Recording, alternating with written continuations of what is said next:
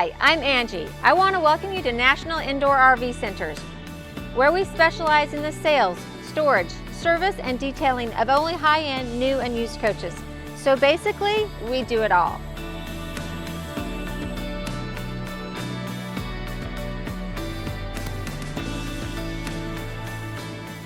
Hi, I'm Angie with National Indoor RV Centers, and today I'm thrilled to be here where the RVing lifestyle began, something that we all love and enjoy. So I am here in Forest City, Iowa at Winnebago. So Winnebago is the oldest manufacturer of RVs in the world. It began February 12th of 1958. The founder was John K. Hansen. And today I get to take you behind the scenes on a factory tour. I've got Rich Hunsey here. So Rich, welcome to Winnebago. Thanks for having us here. So Yeah. Rich is manager of all manufacturing here at Winnebago. So basically, if you see a Winnebago RV, he's had a hand in it. Rich has been here for 37 of those 62 years that Winnebago's been around. Yep. Pretty impressive. Yep, we're really happy to have you here. I think you're going to see some really cool stuff today that a lot of the other parts of the industry don't do what we do. We're pretty proud of what we do here at Winnebago, and we're going to show you some of those really awesome processes and stuff that we've implemented here to build a good quality motorhome in Winnebago. You want to make sure we keep everybody safe while we're doing this, so here's a pair of safety glasses. Oh, right. These are going to be nice. Yeah, they're nice. Earplugs in some areas require hearing protection. Perfect. We're going to be in some pretty loud areas, and we also make our visitors wear. Well, I feel special, Rich. You should. Wear an orange vest. Make sure we keep you safe. Well, thank you. Yeah. Thank you. Now, one of the things that's unique to Winnebago is the fact that they aren't just an assembler of motorhomes, they're actually a manufacturer of motorhomes. So correct me if I'm wrong, but you manufacture 70 to 75% of all the parts that go into your motorhomes, correct? That's true. We have 6 different facilities that produce parts that feed to our main assembly plant. Those processes include fiberglass, plastics, meaning like dash panels and stuff, thermoform, rotational molding. We have our own furniture division that supplies us with furniture. And we have our own metal division that supplies metal pieces to all the assembly lines. And we have our own extrusion plant making aluminum extrusions. What that does, it helps us control the quality of all those pieces. It's fully under our control. That's great. And so today we'll go through all of those plants, and then we'll bring it all together on the assembly line where you can see that all those parts coming from all those plants, all under Winnebago's control. And again, they're the manufacturer, they're the one that's building it, it's their name on the product, and you can feel really good about that. All right, Rich, so what are we going to see in this building here? Okay, so this facility is our metal stamping division. They supply all the steel parts to all of our RV manufacturing here in North Iowa. Inside here is a twin bed fiber sheet laser that takes a 5x10 sheet of steel, cuts it into whatever we need for the parts. So we'll do daily quantities of parts, from 5 to 25 quantities of each part to make sure we feed the assembly lines on a daily basis with just the right amount of parts they need.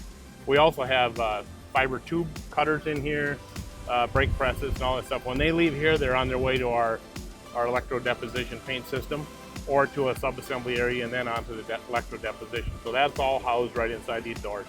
So initially when I heard him say, metal stamp, I'm thinking of like stamps on metal. Yeah. I'm not thinking about what we're gonna see, actually cutting out all these parts and then just go into that daily supply. You're not stocking shelves with parts, right? It's not like the old metal stamping where you got the machine going ka-chunk, punching out parts. That's actually very little of what we do in here. It's now all fiber laser, so it's a laser that cuts the steel into a shape perfectly. It's all CNC controlled, CNC programmed, and then those parts go into a CNC operated brake press, so it's very controlled. And just for all of us, CNC means? Computer numerical controlled systems are basically all done on a computer, so the geometry resides within a program. Okay. So it's exact. It's within hundreds of thousands of inches of accuracy.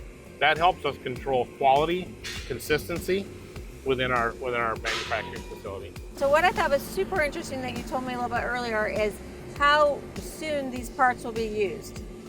So the parts that this facility is manufacturing today and producing will be either welded into an assembly within 3 days, or it'll actually go into a motorhome within 3 days. It's a very short supply chain. Yeah. What we send to scrap is very little, and you'll have seen that with the skeletons Yeah, we're pulling very off. little. There's almost nothing left, and that's done through some of the CNC programming I was talking about. There's a nesting program that sets if we can fit another piece in here, it'll automatically put that piece in there to fill that sheet full of parts to minimize the waste. All of that steel does go back and get recycled. That is so cool. So high quality, immediate use. They're not sitting around getting rusty and old in some warehouse. I think just super impressive overall.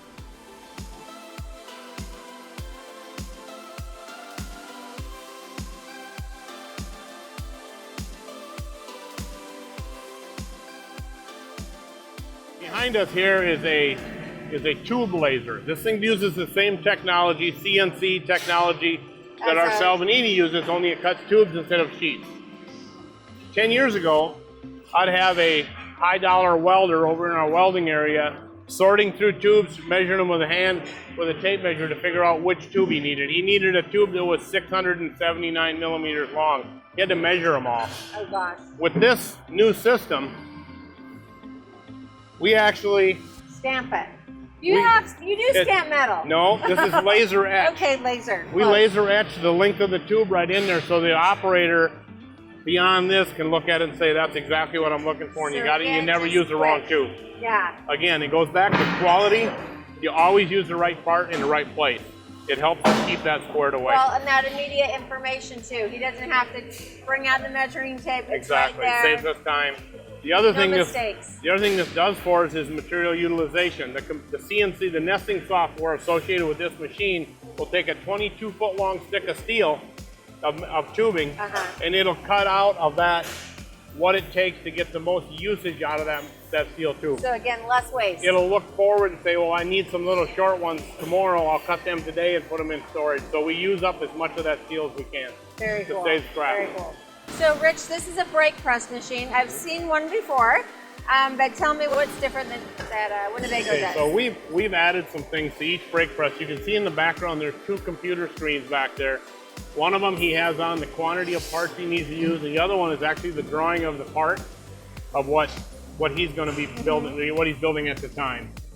I think so he's got a little pattern there. He knows right where to fold it. He knows exactly which way to bend everything, and when he's done, he can look at that and make sure he did it correctly. Okay. The other thing this does for is if something happens where there's a part that we determine that part needs to be scrapped, he immediately can scrap it on his machine to tell the coordinator to order another part because I just scrapped one. Something went wrong and I had to, this one's scrapped, I have to have another one. He makes a mistake, he throws it away, and another one's on its way. Immediate information back to the controller. And then quality control. Quality control. So Angie, I got to show you this. This is a good example of an assembly that we make here in this factory. Okay. All these pieces were formed in our metal stamping division where we were earlier today. Okay. We take it into an area, put it into a fixture, we weld them all together. This is actually a dash for a Class A. Oh, this is a dash. Now, is this going to go and be E-coated too? This is on its way into E-coat. They will take these and hang them on one of these racks. Wow. And it'll go through the E-coat system fully so rust-proof and powder. So how many, on average, how many parts go through the E-coating system in a day? It depends on the day and the model mix we're running at the time, but anywhere from 13 to 15,000 pieces a day.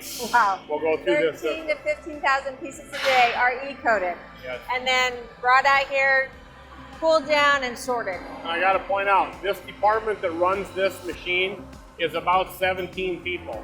Oh, wow. So the amount of, this is so automated, the amount of people required to run this machine is very low. Yeah, 17 people for 15,000 parts? Yeah. Wow. Do this. So you can watch this guy load this rack right here. It's all automated. Wow. The lifting mechanism, none of the weight is being lifted by that operator. So the safety to that operator is paramount to us. We want to make sure these guys have a way to do all this and nobody gets hurt or injured. It's ergonomically. Right. And he's done. I think I could do that. You probably could. All right, Rich. So I came here in December. I got a little sneak peek of this, and it was probably my favorite part. Most impressed with this. So can you go ahead and tell us the details of your e-coating process here? So So what we have behind us here is a electro-deposition paint system, or E-coat. We operate this system every day. It produces somewhere between 13,000 and 15,000 pieces every day. What it is a series of tanks that cleans the parts, etches them, and puts an electro-deposition paint on it. You can see the system behind me right now moving up. How this system works is the parts come in this end on a rack. They come in, they drop into the first tank, and you'll see it shift everything over one bay and go into the next series of tanks. When you get to the end down there, those racks are going up into the upper chambers of this, which is an oven. That oven, every time this thing cycles, it moves them through the other end, and they come out the other end. They're E-coated parts that have baked on paint on them. And how many different stages do they get dipped in, and what's happening in each stage? There's 11 stages. 11 stages. Some of them are the same, but what it does is it takes all the oil off, rinses all the oil off the metal. There's an etching phase of it, and then of course there's the painting. The paint is actually a water-soluble epoxy, so the parts go down into it, and there's an electric charge that makes the paint stick to the parts. So I can honestly say, in all my visits, I've never seen any process that even comes close to this. No, it's pretty cool. I don't know that there's any other RV manufacturers that have anything like this besides us. So it's very important to Winnebago to keep the parts coated to minimize the amount of rust you get from the highway. Quality, it's very important to us. Quality. I love it.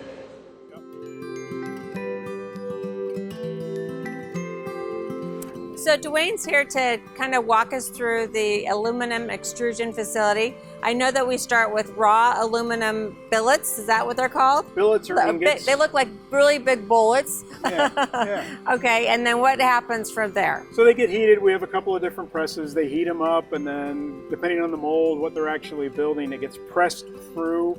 The table in there is probably 100 feet long, something like that. So we can make really long parts. They stretch them out, cool them, and then they're cut to size and cut to whatever pieces we need, whether we're making a screen door or some aluminum trims, awning rails, things like that. All of that stuff is done here in-house. That is really, interesting that you can do that all yourself. So that really nice sturdy screen door, you make it in-house yourself. Again, RV manufacturers, not disassemblers. The biggest takeaway from this whole visit with Winnebago. Yes. So since you make all your aluminum parts, basically, even down the road, if we need to replace something, we're going to be able to get it. And then as you're making it, you can make it exactly to the specifications to each particular RV, correct? Right, yeah. So one of the advantages of being a manufacturer and being able to do all that stuff in-house is we control the shape, the size. We manufacture the die itself here. So we'll keep that for several years. We maintain them on a rack. I'll show you that as we go through. You'll see all that. It gives us the ability to make parts for a dealer later, for repair, anything they might need, but it also allows us to have better control of the design, the quality, so we can make that size and shape anything we want. So I feel so this is the actual die. Right. And this was more for me, let's dumb it down like it's your pattern, it's your mold. Right. So this is how the mold. It's very intricate. Yeah. So one billet of aluminum going through, getting heated up, will actually produce 4 strands through this die that gets put on the end of the oven. Wow. And it just gets pressed through with a heavy press that pushes it through. And then these are all the other dies. I mean, thousands. So this goes to show you that if you need a part, when you call Winnebago, they can go into their system, find the exact die, and then create that part for you. If we don't already have it in our warehouse, we can make it. That's amazing. All right, so finally I get to see where we get the die. I'm kidding.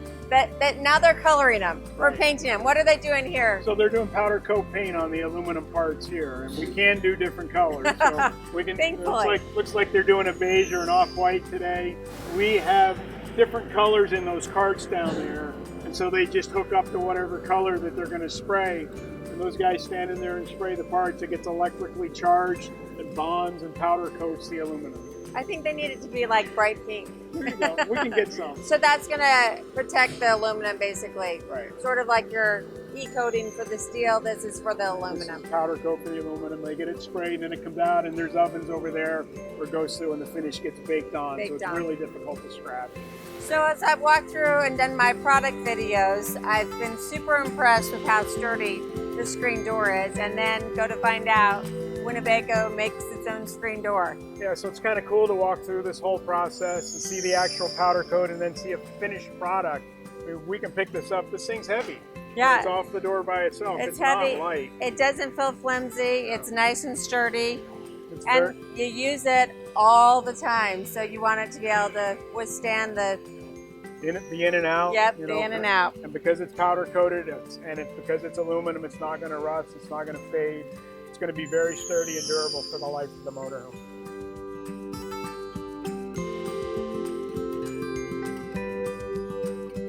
All right, so we're here in front of Rotocast and Plastics. So can you give us like the cliff notes of what happens? I mean, I know it's super important and it's not cliff note material, but what happens in these two buildings, Dwayne? Inside the Rotocast building is where we make our own holding tanks, our own freshwater tanks, maybe some fender wells, anything that's thick, heavy plastic that we want to control the quality, control the fit and finish, and control the design. We can do that here in our Rotocast facility. And then in the plastics facility on the other side, we do thermoform or vacuum formed plastics, dashes, shower surrounds, parts and pieces like that, where we actually heat a sheet of plastic, suck a vacuum down on it, and then we have a piece part. Yeah, it's amazing what they can do. I mean, I just think of the engineering that went into all the machines that do these things is pretty impressive, let alone. And then tell us about how on your tanks you do your own spin welds. I think that's really neat. Yeah, so once we have a completed tank, and maybe we should back up just a little bit and talk about how the tank gets made. We use this powder and plastic little beads, and so a proper mixture inside of a mold. Once that's all set, the mold is closed, and then we heat it in an oven, and it goes centrifugal force, and the plastic just forms out to the edge. Once it's done, we remove the tank, water test every single one of them to make sure they're solid. All of our tanks are one piece as a result of that. Then when we have connections, anywhere we need to put a drain line in or a water line that goes in so you can fill your tank, we actually spin weld those connections. So we have a special tool. It spins right onto the tank, and if you look up close, you can actually see it looks like wax around. It's like it's melting almost. It's like it melts. So it like fuses together. Fuses them together at a molecular level, so that is not going to go watertight. Yeah. That's what I thought was so interesting. So after you do you know, toss the mold or whatever, and then let it cool, and then they water test it. The gentleman there was telling me that it's like 99.6% of them have no issues. Right. So that's a very small failure rate, like next to nothing. And then if there is one, they can recycle that and start over. And we start over. And the beauty of it is, we've been doing this so long, that's probably why we have such a low failure rate. But the other thing is, once we do, if it is a failure rate as part of the design, we just go back to the drawing board, make another mold if that's what it happened to be. So that allows us to control the quality and really stop things on a dime before we're not going to purchase 100 holding tanks that have the same problem. Right, and I think that's the message that I keep getting over and over again as we go through each building and each vertical, that you build the quality and you're not just inspecting at the end. It's great that you do that extra inspection at the end, but each process is inspected as it goes, and you make those corrections, and therefore you have very little to fix at the end. So Winnebago makes 100% of their holding tanks right here in this factory. They take beads that start like this, shred it into powder, and then put it in molds that then create your freshwater tank, your gray tanks, your black tanks. They also make their dashes. They also make plastic sheets from this powder, which are then formed into other parts that they use in the motorhome. So it just goes on and on and on. All the things that Winnebago manufactures for its motorhomes.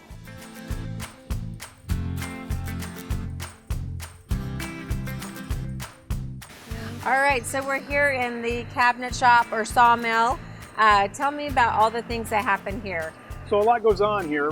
This is really one of the facilities that feeds several different operations on our campus. Start with raw lumber inside, and we're creating cabinets, some doors, frames of the cabinet. A lot of that's done I see here. trim. I see Trim pieces. It's amazing to see all the pieces that eventually are going to come together and make this beautiful house that we get to take down the road and enjoy this country with. So all of those parts and pieces come together at the end of this facility, and some of them are actually put on organized carts and shipped to our Class B facility in Lake Mills. And then other parts are ready to go straight to the line. And if you look right over here, we have line 1 and line 3. We've got cabinets hanging today that are going to go to line 1. There's a conveyor belt, goes up and over some roadway outside, and these drop off right into the main production facility and meet the unit online. Those cabinets, so just streamline the process, take it right to where they go in, and they're not set on the floor over there for any length of time. We don't worry about damage. You know, they're going to meet the unit that they're intended for as soon as they get over there. Those cabinets, if we were to look real close, actually have a serial number of the unit they're going to go into right now. So we could go over there, find the unit, and put it in the spot. Right. Yep.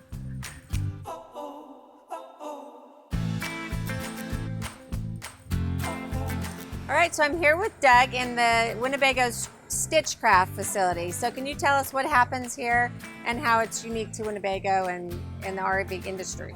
Well, we're one of the few manufacturers that manufactures our own furniture. And where it all starts is right here. We get our soft goods, our fabrics in, vinyls and fabrics. We have about 80 different part numbers right now. We have had as many as 500, so we really downsized, standardized a lot of the colors, which really helps us flow product through the building. Right now we're using about 1,000 yards a day. Is what we process. Okay. Just in fabric and vinyl. Great. All right, so can you kind of show us how it goes from this and then becomes the cushions, and kind of walk me around and just show me how the sausage is made, I guess. Okay. So we get, basically we schedule on a 2-day bucket basis. Okay. So with mixed model production, when you run a few models of this and a few models of that, we try and combine the 2 days worth. So it takes just as long to cut 1 layer of fabric as it does 10. Oh. So we sort our tickets. The material handler brings the material up to the table and preloads it. So you've got 10 pieces of fabric here? This is the same. This is actually a curtain here, so you've got layers of liner to line the curtain, and also the actual curtain material. This can be different colors also, depending on the option, because we sort by cut file. Okay. So Doug, they took the big pieces of fabric that you cut, and then you laid the pattern on. Yep. And then vacuum. Sucks it all down. Put the plastic on top. The plastic holds the material in place so it doesn't shift. And then cut the parts on the CNC cutter. Which is important because that means everything's precisionally cut. Yeah. You're not going to have misshapen size, basically. Right. And we also have a water jet to cut our interior panels, vinyl flooring, rubber step tread, and various wood parts that we cover with fabric for interior panels. And once the pattern's taken out or all cut up, the operator and the offloader look at the kit guide for our on our tablets, and it color codes which pieces go on which shelf, so it's pre-kitted before it goes to the kitting area. And like I said, it takes just as long to cut 1 layer as it does 20. That's why we do the 2-day buckets. So and so then those kits, I'm assuming that you'll have a kit for the seamstress. She'll have all the pieces at one time together in her kit, so that it's just real quick to sew when you get to that point. And that's what we'll look at next. Okay, great. All right, Doug, so you mentioned the kits. Can you tell me a little bit more about that? Right. After the parts come off the CNC cutter, and then all of our kits have a kit guide. Oh, wow. And what this does, it tells them all the pieces that are in the kit, and it also tells them if it needs J-hook or any special fasteners, zippers. So everything just comes together. Everything comes together right here. This is also where the unit gets the part gets a serial number. The labels, I've been talking about these labels, so that if they rip a piece of fabric or a cushion, they've got that label on there. So you never get rid of your labels on any Winnebago products, because these are like your lifeline to replacement. All of our sewn covers have this label. You just need to find it. We try and hide it. I know. But what it'll tell you on here is what the part number is the dealer needs to order. If your dog rips up your seat, tells you the part number, the seat, the serial number of the unit, the date it was produced, and also the fabric color. We usually keep fabrics for possibly 5 years, 3 to 5 years. If we don't have the exact replacement, a lot of times your dealers or customer service can direct you to one that's close that you agree upon. So.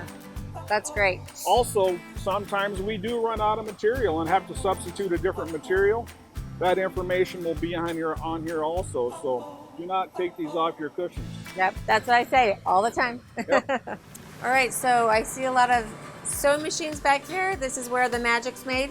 Where the magic's made.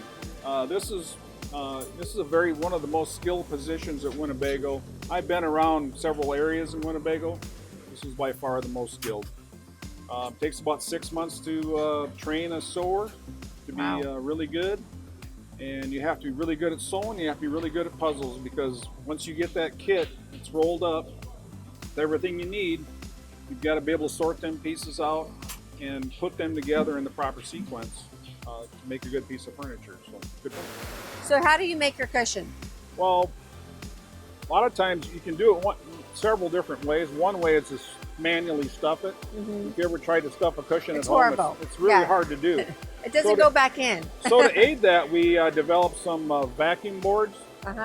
And Ashley will show you how easy it is to fill a cushion. Okay.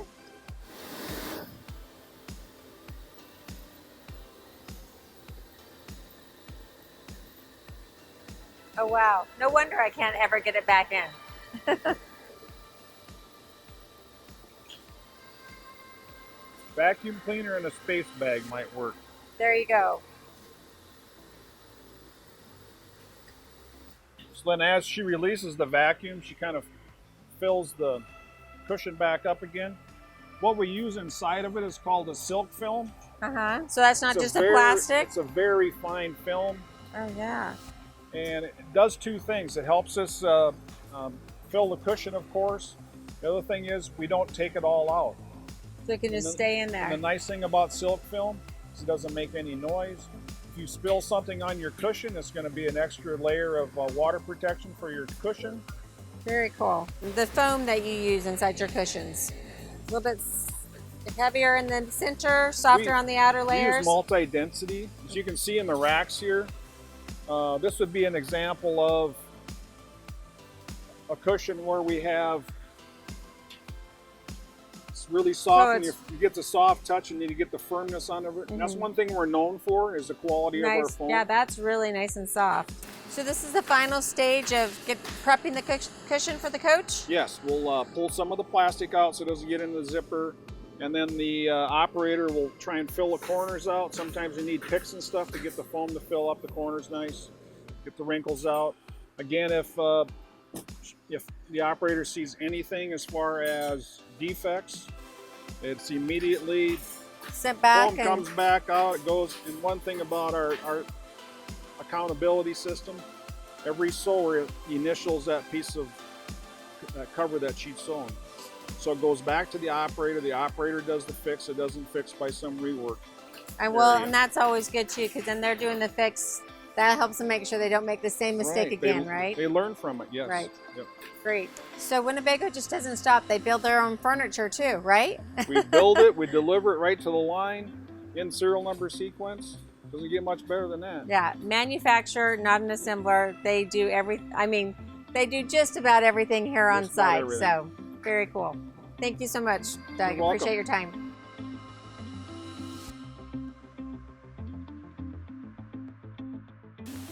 So Rich, this is where you make the walls for the units.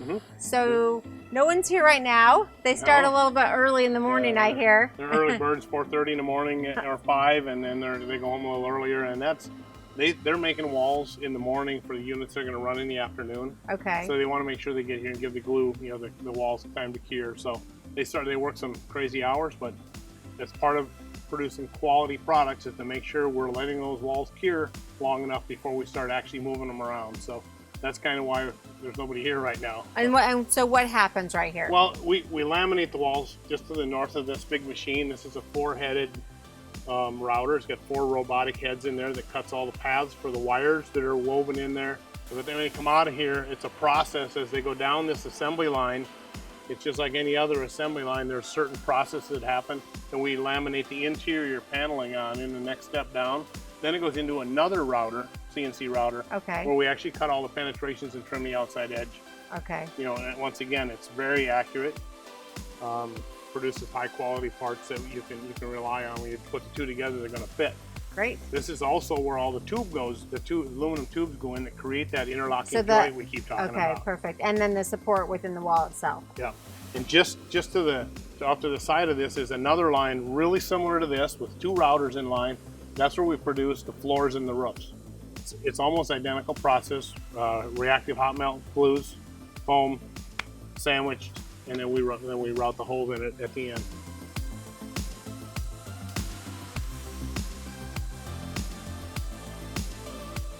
All right, so I guess this is the beginning of the assembly line here? Yes, this is where it all starts. This is where we actually start taking a chassis and turning it into a motorhome. Okay, great. And then what's unique about your assembly line compared to other manufacturers? Well, you know, not everybody's the same as us. We use a tow line system for the majority of our assembly processes, where that unit comes in and goes onto these pads, and these pads are moving, continuously moving down the line. It sets the pace, helps us regulate the amount of speed and the operator has to work. Once again, it plays into the quality of the vehicle.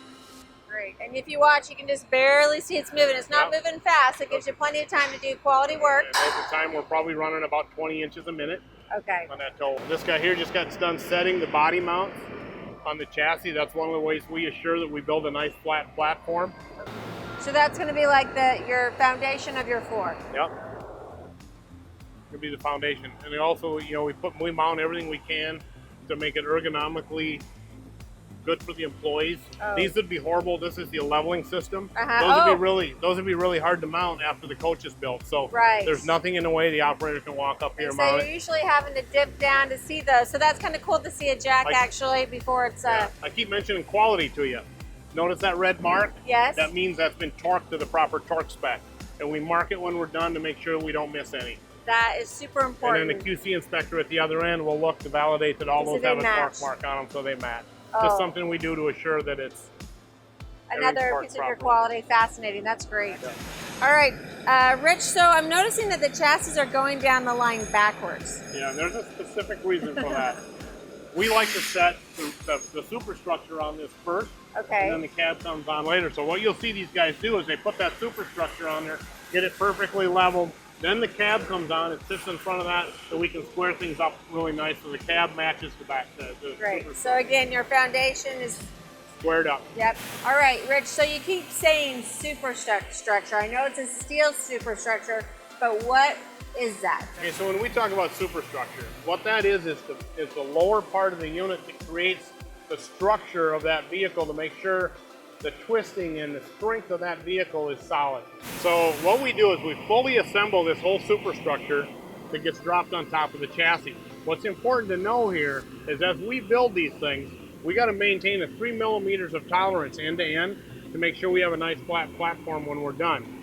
So these guys up here build these superstructures within 3 millimeters. Steel It's all steel. superstructure. And these, some of them have aluminum channels in them, but for the most part it's steel. We pick it up and it goes to the assembly line and it's dropped onto the chassis that you've seen earlier. Right. And then we level, make sure it's within 3 millimeter tolerance down So there that also. it fits in. So It's gotta that's fit perfect. 3 millimeter tolerance isn't even an eighth of an inch. Yeah. So you guys really have to be on your game here to make sure that fits together correctly, The right? whole keeping a unit flat and level starts right here. This is where it all starts. If these guys don't get it perfectly level and flat within 3 millimeters, they'll struggle downstairs to get that unit level to 3 millimeters. So it's very important what these guys do.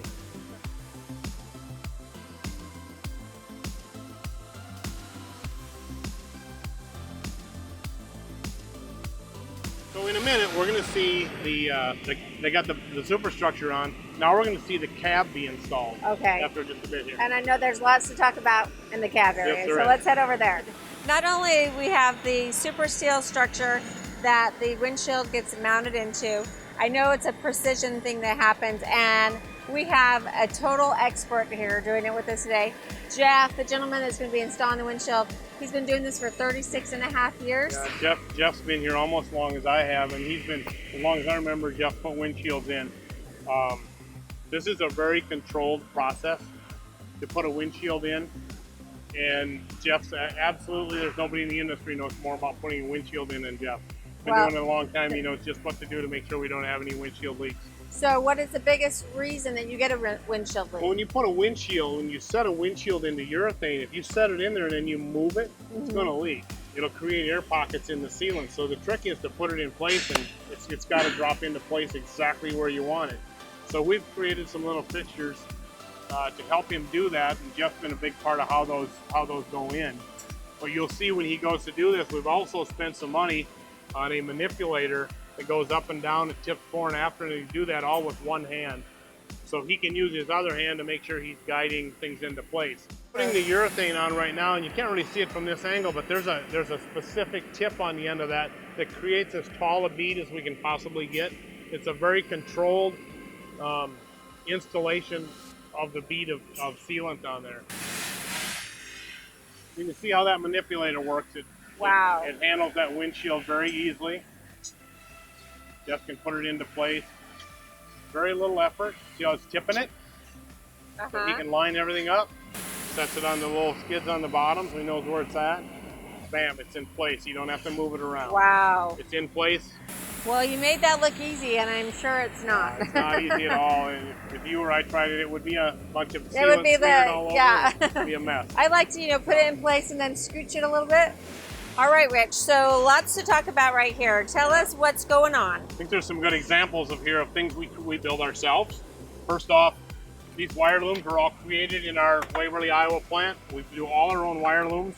Okay, that's huge. Let's go a little bit over that. First of all, I know that you label all your wires. All the wires are labeled with a code that matches up with the drawing. So if the technician's troubleshooting, he can look at the drawing and match it up and know what those wires go to. It isn't like 40 different colors of wires. There's only two, white and yellow. They all have their own designation on exactly what component they're powering or and that's going to eliminate a ton of frustration. It's going to be a lot quicker to repair or make a repair because they can see what the wire goes to. It's all together. And all of our wire looms, be it the chassis loom that goes in underneath the chassis, up through the sidewalls, the roof, they're all automotive grade wire looms with plugs on the end of them. So, nice. So they're protected? That's right. Okay, great. Okay. The other thing we do is we have our own thermoform plastics division that makes all of our own plastic parts. Just beautiful. So all of this dash was created in North Iowa here, except of course this is the cluster from the chassis manufacturer that's integrated into our parts, and of course the radio and stuff, we buy all that. But this whole dash was assembled here in Port City. Which is great because then you get to create the dash and how it works and the movement rather than just having to fit it into the space based on what you get. That's right. What you can buy. Yep, that's exactly right.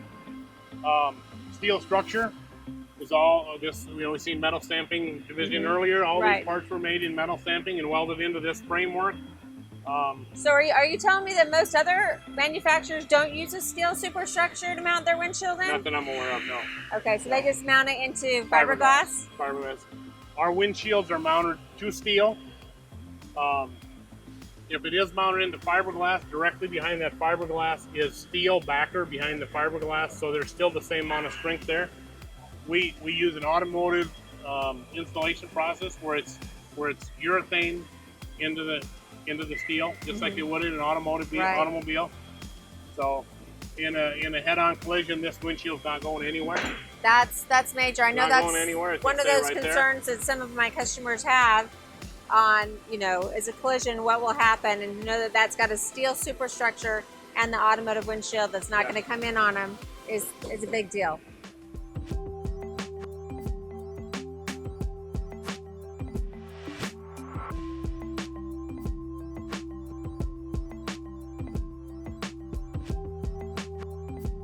All right, so now we've got our foundation laid, we've got the front cap on with the super seal structure, and Now we're at the main assembly plant, and I hear it's called Big Bertha. Why Big Bertha? It's the largest building on campus. Okay. So these units, as you can see, a lot of the systems are in place already on this coach. The furnace is right here, that's already installed. Much of the wiring that goes up into the sidewalls and through the floor is all installed. To see that we've switched gears just a little bit here, we've gone to our Navion. This is Navion frame and Class C instead of the Class A. And I see that the construction is quite a bit different. Can you tell me a little bit about that? Well, a Navion is a little bit more weight sensitive product, so we try to make it the framework. It's still got just as much structural integrity as the other units we do, but we use aluminum, which is a little more expensive. But what it does for us, it gives you carrying capacity in the end product, because by building it out of an aluminum frame, it's much lighter, and we can gain that back when in carrying capacity on the coach. Other than that, the how we shoot these level and stuff all stays the same. Everything the same. So we still have a great foundation. Yep. Good to go. And as you can see in this station, they've applied a generators installed, and we do this to help our employees do these things safe, ergonomically. We put this generator in. You can imagine how, and your service guys can probably tell you, installing a generator from underneath there's a lot more difficult than having everything right in front of you here. Once I get a floor on this, things get more difficult to do. So we install the generator. They run all the wires. The holding tanks are installed. Well, it's got to just be easier because you can see where you're putting it, so therefore your installation is going to be better and less mistakes. The LP systems are all in place. Wow, okay. All manifolded up, ready to go. LP tanks in it. The water center's in. Everything's ready to go through the floor. So then as you go to the next station down here, so this station, you can see we put the floor on. I want you to key in on what this floor is made of. Foam, plywood, it's all laminated together with a reactive urethane, which no matter how much heat you apply to it, that kind of glue never comes apart. It's very durable. So that's going to give you extra insulation in your floor, having the foam in between? Gives you extra insulation. It also creates a lightweight, extremely durable, stiff floor. It's really rigid once we get that laminated together. The other thing I want to point out is, people will say, well, now you get that on, how do you get those holding tanks back out? That's right. The holding tanks, now the they're generator. Buried, right? Not true. In a service environment, all them things drop out the bottom. We do it the way we do it because it's easier for us in assembly. But if you have a problem with your generator or a holding tank, all of Winnebago products are designed for serviceability, so the component can be pulled out and you can replace it with a direct replacement part. So designed with service in mind. I love that. Exactly. We do a lot Our of techs that. love that too at National Indoor RV Center, so that's really nice. I like this. I think I could do this guy's job because I'm pretty good with frosting. Yeah, out of a tube. I don't think I'd recommend trying to taste this stuff. It's a urethane sealer. It goes on every one of these tubes on here. I'll get a bead of caulk like that. So when that floor goes down, not only does that stuff help seal, it's also a very strong adhesive. Okay. So along with the screws we use to screw that floor down, once that urethane is cured, the floor adds to the structural integrity of the coach. Okay. Just having all that glue on there. It is considered a sealant, but it also has a really high adhesive quality to it also. Very cool. I think I could want to try that one out. So here comes our floor. Yeah, here it is. And you're going to tell me about this blue aluminum here? Instead of the bottom of this is aluminum skin. Okay. There's another product called Darko that looks like a black mesh. It isn't quite as high a quality of this. We choose to use the aluminum on the majority of our units. Okay. Because it just has such good moisture barrier and sealant properties that we use aluminum on most of our large units. Okay. Now they're bringing all the water hoses up through. Okay.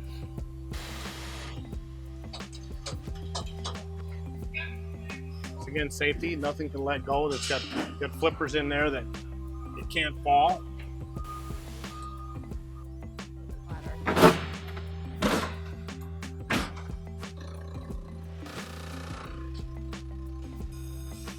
All right, so you can see that there's a whole lot of components that are either being installed or have already been installed, like our batteries. We've got our DEF tank here. Power cord, our flooring's in, but everything that's basically laying on top of the coach is going to be part of this coach, correct? Yeah, we're pretty much done floor down. Everything underneath there's pretty much done. Even the ductwork from the furnace has been ran.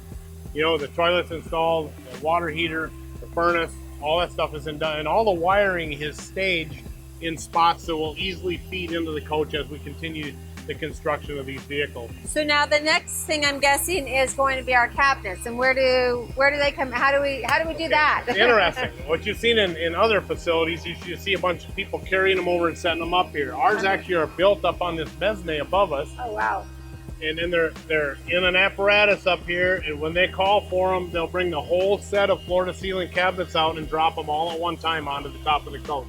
All right, so I see that we've got walls installed here. We've got our overhead cabinets. These will be installed as soon as the sidewall goes on too. So to minimize clutter down there, we put these cabinets in there so when the sidewalls go on, the operator can go in. Everything came from up here, so there's not, you have less chance for damaging your cabinets just because they go from here right to the unit. Yep, and no clutter on the assembly line. All right, so I see now that we have walls up, pretty soon we're going to have a roof. So tell me what supports these walls. Well, these walls are built with aluminum framework, welded aluminum framework inside of these interior walls, and then they're laminated with a reactive hot melt glue, just like we do the floors. Your main selling point of a Winnebago is your interlocking joints, right? Everywhere where the wall meets the floor or the roof meets the sidewall, it's an interlocking joint to make sure that gives us maximum strength from every twisting and everything. It locks everything together where it can't twist. So what do a lot of other manufacturers do? I hear just like a butt joint. They'll use just a butt joint. So when it's twisting going down the road, you're relying on the screws not shearing for your strength. In ours, the screws simply hold it in place. The interlocking joint is actually the strength. All right, so I see that you guys are already like testing out the hitch here. Yeah, I guess that's one way to look at it. What we have here is this is actually the kit of all the parts used in the next department here for this vehicle. So the employees working on this unit, this vehicle right here, when they need a part, they come to this kit, this little kit rack. It's got all the parts on it. It's something we've done really different in the last 2 years, 3 years. So before you said that this was lined with shelves and parts and... So years ago, we would, typical manufacturing, they'd take parts out of the warehouse on a pallet, bring the whole pallet of parts out, stack it up next to the line. So every part had a pallet, stacked full of parts out here. Our whip was through the roof, and the employees had to go look through those pallets, find the parts they needed for that specific vehicle. Because you're not every vehicle that comes down this assembly line is the same. They're different, right? It's a mixed model assembly plant, so every model going down here, it's rare that we run two the same, one behind each other. So those assembly line jobs became incredibly difficult to remember all the things you had to train an employee. So you get a new employee, it took months to train them. A lot of chance for error there too, I think. So this is going to be more efficient and eliminate error because I can see on that parts list, everything that's on that list has been highlighted. It's in the kit. Exactly. So if it's there, it's going on this coach. Yeah, and think about this, the person that making up this kit, their job is simplified because they're in a kitting area, just simply going down that list and collecting all those parts off a very organized rack system, filling the kits, rolling the kits over to the line. Now the people on the line's job's easy because they don't have to look for their parts, and we're creating velocity through the system while maintaining safety, quality, productivity, and all the things we care about. So smart, I love it. All right, so I see that we've got a bunch of slide rooms here ready to go into these units right here. So this is what we call a feeder line. Okay. How it works is we build these slide out rooms fully right next to the assembly line, and then they're fed over to the line. As you can see, there's even furniture installed in them. That's right. There's cabinetry installed in them. The electronics is all done in them. What this does for us, if there happens to be an issue, as this guy puts that room in, the person that he has to talk to get the issue resolved is right there, right next to him. So it's one of them things that supports quality so fast. It's like that we fix the issue right now. Well, that's really huge too, because that means you don't keep repeating the issue. Exactly. So you find the problem, they go talk to each other, they fix the problem, and it's done. It's done. It's very fast communication this way. So we've emulated this exact model with more than just slide out rooms. We have cabinetry, we have front caps, all that stuff being prepped and fed to the line, all downstairs on the main floor, right next to the assembly area. So in all those cases, if there happens to be something we need addressed, it's quick. So you're building in that quality because it's getting tested throughout the process or through the build process So when you get to the end, you're not having to fix a major problem that started That's correct. halfway down the line. Speaking of testing, we're just about to the testing Oh, great. station. Let's go check it out. All right, so Rich, you keep telling me how you test as you go. Tell me about this line here. Okay, so we plug the coach in. As soon as we get all of the 110 stuff hooked up inside the coach that makes it safe to hook them up and test them, we plug them in, and we have a rail system that follows the coach all the way to the end of the line. So once we plug it in, we don't unplug it till they're ready to go offline. So the whole time it's on the line, you're testing the electricity and different systems in the coach, why it's being built. Yes, as we hook things up, we can validate all that stuff. The operator that installs it validates it works, so it's immediate. We know if it don't work, we know it right then, and he can troubleshoot it himself instead of getting everything to the end of the line and then having to deal with all the issues. Yeah, that's a really big deal. Yeah. So we keep talking about all the testing that happens while they're actually on the assembly line. So you do another quality check after it's all completed being built? We do. What we do is, as the unit goes down the assembly line, we test and validate everything we possibly can test on that vehicle. Until they go out the door, there's testing going on. Once they go off the end of the line, they then come back around for a complete water, electrical, 12 volt and 110, and a visual inspection of all the sealants and all that stuff. Everything gets retested again before it goes out. So we double test everything.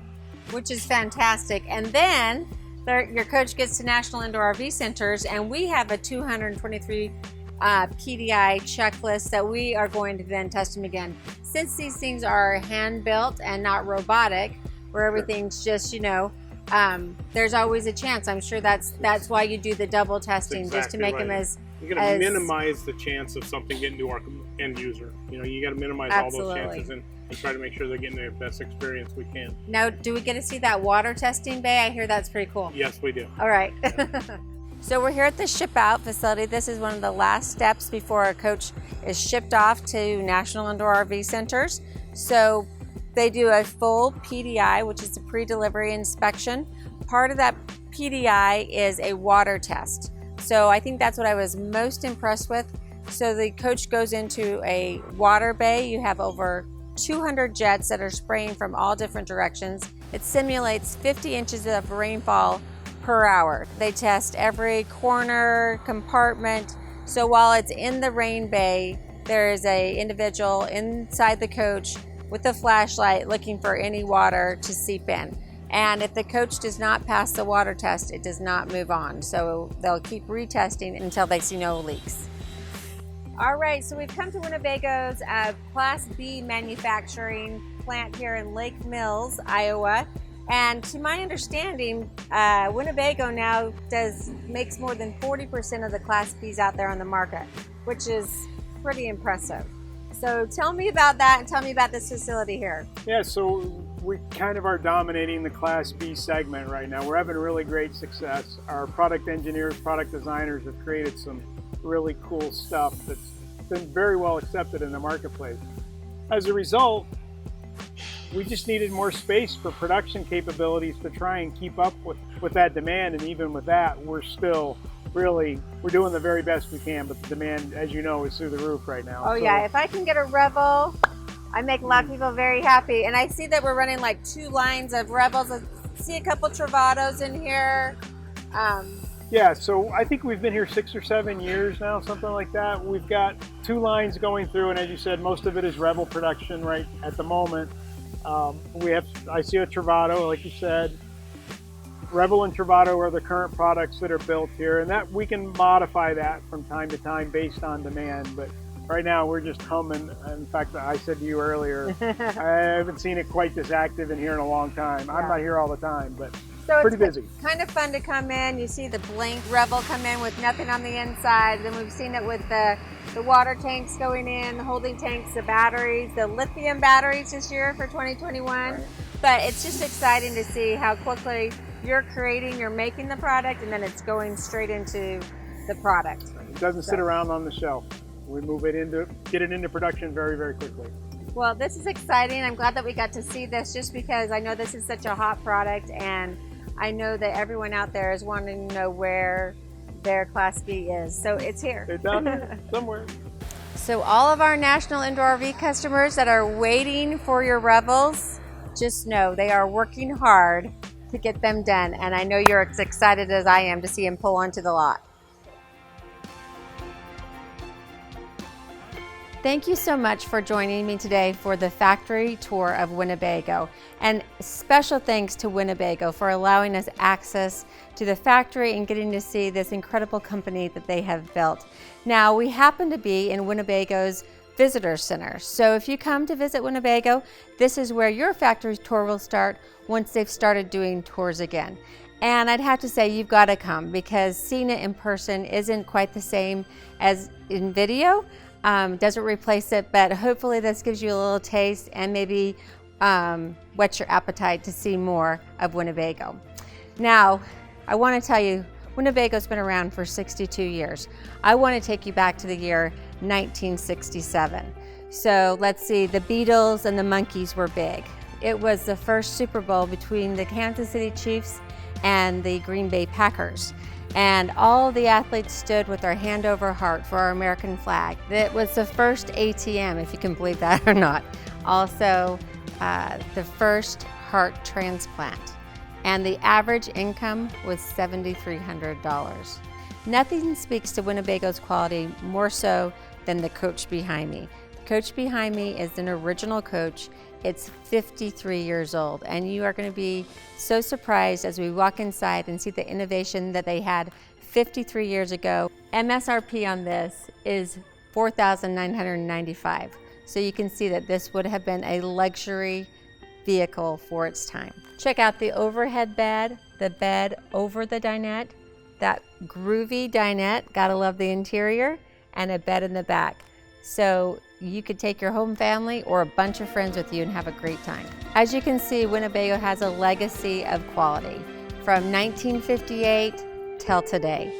I hope you've enjoyed this tour. I have certainly enjoyed it. It's been fascinating to be here and walk through the plants and see how they build quality into their product. Thank you so much for spending this time with me today. If you've enjoyed this video, please hit the like and subscribe. Also go and check out my RVing 101 videos.